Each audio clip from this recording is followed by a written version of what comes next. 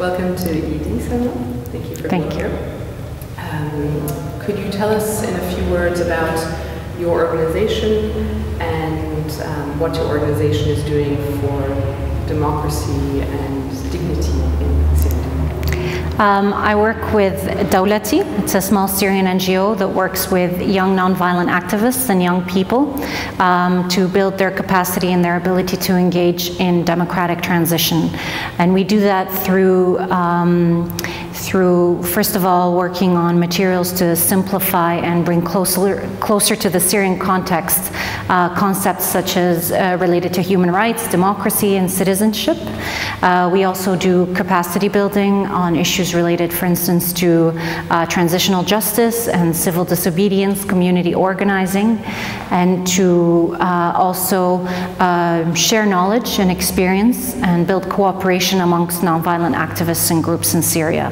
So whether that's through discussions on lessons learned in the last 3 years of the in the last 4 years of the revolution, but also to come together around certain campaigns and demands, and that way build more cooperation and trust among the groups and create more proactive stance on issues they care about. Okay, thank you.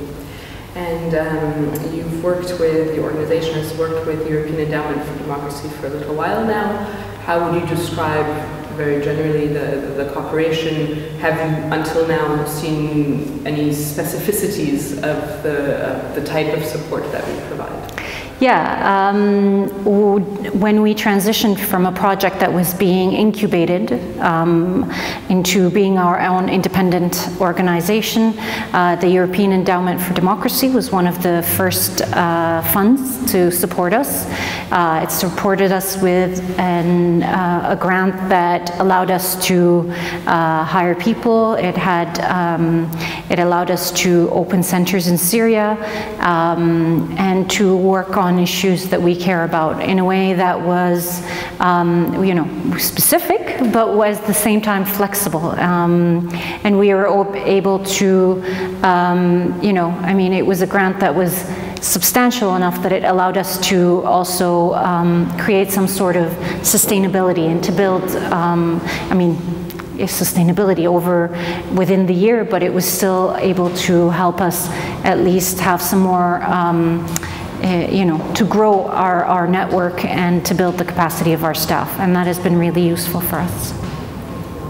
And the last question, the most difficult one, how would you say the international community can best help Syrian civil society? What would be your message to the international community?